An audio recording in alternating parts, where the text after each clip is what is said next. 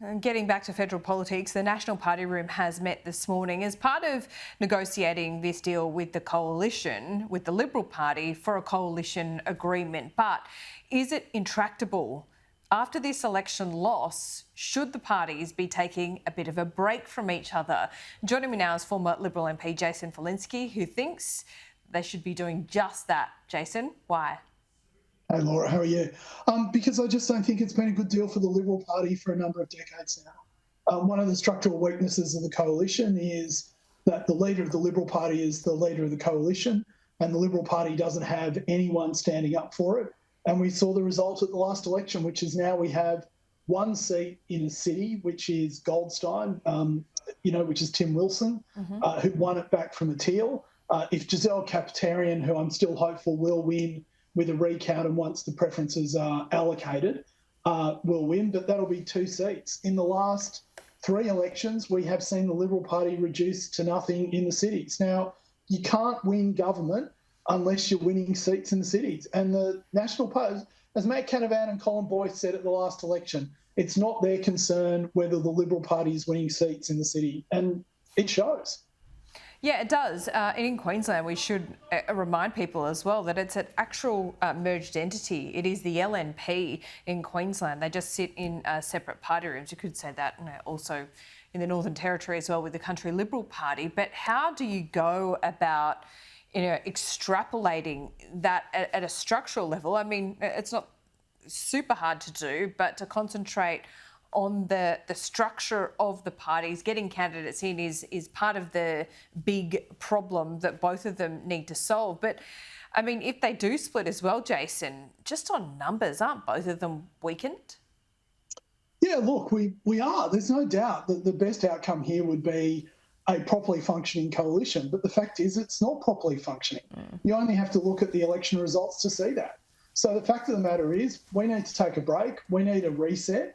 The National Party, instead of realising the damage that has been done, seems to have just doubled down on its strategy of squeezing and squeezing and squeezing. You had the leader of the National Party, David Littleproud, flying to Albury to make demands of the Liberal Party leader who was, sitting by her dying mother's bed at the time. I mean, this is not a party that seems to recognise that what hasn't worked in the past isn't going to work into the future. So Kevin Hogan made it very clear yesterday that that doesn't matter to him and it doesn't matter to the National Party. And I think the Liberal Party should just say, look, it's not working for us anymore. Perhaps we should all take a break from each other and reconsider our positions. So, yeah, it's been a really difficult time for Susan Lee, but are you suggesting David Littleproud flew to Albury at the wrong time? I mean, he wouldn't have done that without the invitation of Susan Lee, I'm assuming. I don't know is the answer, Laura, but It's a great question that you're asking there. Okay, well, let's get to the structure of things. And the Teals in particular, this was, this is not a flash in the pan phenomenon now. You know that very well. At the election before last, the Teals came in that big wave and really changed the Liberal Party in many ways, where your base is. Now, for a second election, as we know, history shows that once you do have an independent in a seat, it's very hard to kick them out. And I think we have two elections now that show that the Teals aren't just going to disappear, and it's something that the Liberal Party need to grapple with. What is your view on how the Liberal Party needs to deal with the Teals? I mean, that they are opponents, absolutely, but they're eating into their base as well. And I don't think they can just be dismissed as Greens disguised as Teals anymore. There's some Teal candidates or Teal MPs that, a decade ago would have been Liberal Party candidates. Not all of them, but some of them. So, Jason, how do you deal with the Teals? Do you start, being more friendly with them? Do you start doing deals? And I accept that it is hard to do because they don't call themselves a party, which, effectively they are in some ways. Laura, I find myself in a very difficult position and uncomfortable position of having to disagree with you, so I apologise. Okay, take it away. Take it away.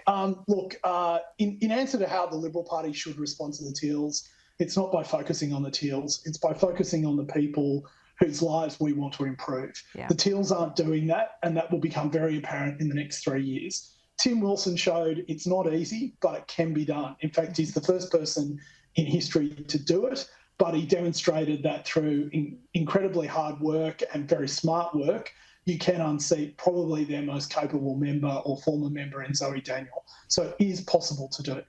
Thirdly, this ongoing mythology that they're disaffected Liberals is just untrue. Kate Chaney, was a member of the Labor Party in 2021. Monique Ryan was a member. She doesn't even hide it, frankly. Was a member of the Labor Party in 2015. Yeah. Sally Steggall voted for the Greens. Even didn't vote for Mike Baird in 2011 when 60% of the state was voting for the Liberal Party. She is a deep Green supporter. I won't talk about Sophie Scoms because she defeated me. And Allegra Spender keeps talking about all those photos of her handing out to the Liberal Party, but's never actually been able to produce one.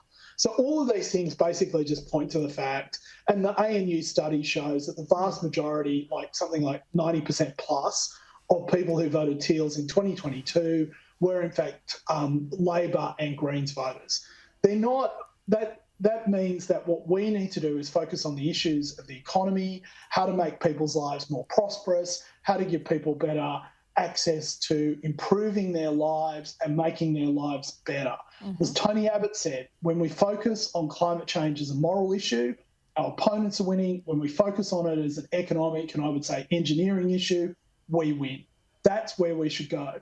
While we're in coalition with the National Party, we keep fighting this rearguard action about whether climate change is real or not. An election study that was done following the 2022 election showed that while we did do very badly and continue to do very badly amongst women, their biggest issue was not actually gender representation. That's a very large issue. Their bigger issue was that they didn't believe the Liberal Party represented the values of Australians in a modern and contemporary society. Their biggest proxy data point for that was climate change and the fact that we don't seem to accept that. Now, the Morrison government delivered net zero. That was delivered by people like Katie Allen, Tim Wilson, Trevor Evans, Dave Sharma, the list goes on. But the minute we delivered that, people like in the National Party went out and started criticising and belittling net zero as a policy, further confirming to those very people that we weren't serious about climate change. They're the sorts of things that we need to change. That's the attitude that we need to have. They're the policies we need to deliver on and the values that we need to talk about. Yeah, thank you for that. And yeah, you did just agree with me on most of those points. But when you say, and that's fair enough, the history of Kate Chaney, some of those other Teals as well is absolutely fair to point out. But when you talk about the voter base for the Teals, are they disaffected Labor or disaffected Greens? Yeah, there's some part of that. But they can only win those Liberal-held seats by also eating substantially into the Liberal Party vote, don't you agree?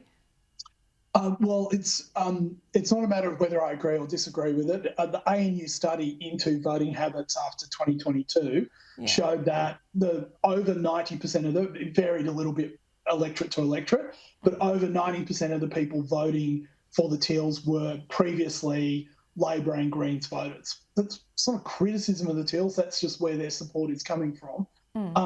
But there has to be some former Liberal support as well, though, for them to be able to win these seats and hold them, right? And look, I've only looked closely at the Wentworth vote, for example, because I live there, and Ro Knox and Allegra Spender's vote are about on par. So you're right, the Teals do get there a lot with those preference flows from Labor and the Greens as well, but there is still a substantial amount of people who used to vote Liberal who are now voting Teal. So the 10% that is that last 10% that gets them over the line, which I think both of us can agree on, that 10% are their problem with the Liberal Party is primarily that they don't believe we represent the values or we are not in line with the values of an Australia in the 21st century, much less a party that's looking to the future and to make the future of this country and its people better. That is because we continue to talk about side issues potentially, but we haven't been true to our values. Now, unfairly, the people who were not elected in those seats it shared their values almost to a T. And so it was really a referendum or a vote on other parts of the party that they were viewing more prominently and having more say in the direction of the Liberal Party than the members who were representing them. And that, I think, is the key issue that we have to demonstrate moving forward, that that's not actually the case. Well, there's a lot of focus on a big chunk of the Nationals party room who wants to drop net zero and absolutely maintain nuclear the way it is. But I would say this morning to you, Jason, as well, there's not an insignificant number of members in the Liberal Party room that don't believe in net zero. They want to drop it and they believe in nuclear as well. So what do you think the Liberal Party should do? If they drop net zero, which, look, to be honest, a lot of countries aren't going to meet anyway, so it's this goal further off, it's more of a values proposition. If they drop net zero, what do you think the electoral backlash would be, or would it be pretty neutral?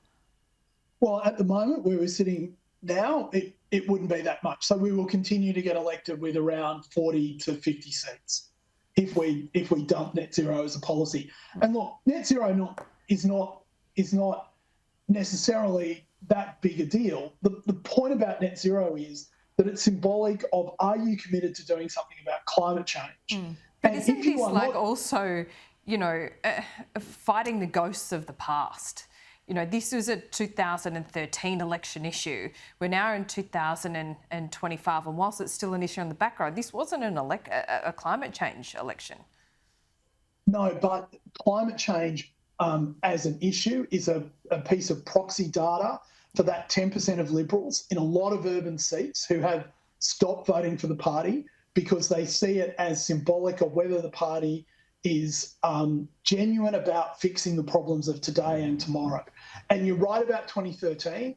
It has become a more prominent issue, and it is just accepted that it is something that you have to do something, it is something that any serious political party has to do something about. Now, if we get to that point, I think that's a debate we can win, because I think we're serious about fixing climate change, whereas I think our opponents are serious about subsidising vested interests who've attached themselves to the issue to enrich themselves. Dare I say, tech bro billionaires who've made loss-making investments in renewable energy companies. So that's a debate that we can win. But if we're still having this debate about whether climate change is happening or not, we look antiquated, and those voters aren't coming back until we fix that. Jason Falinski, good to see you. For my sake, I'm glad you're outside of that party room, can speak more freely than you could have perhaps in the past. Good to see you. I'll see you soon. Thanks, Laura. Bye.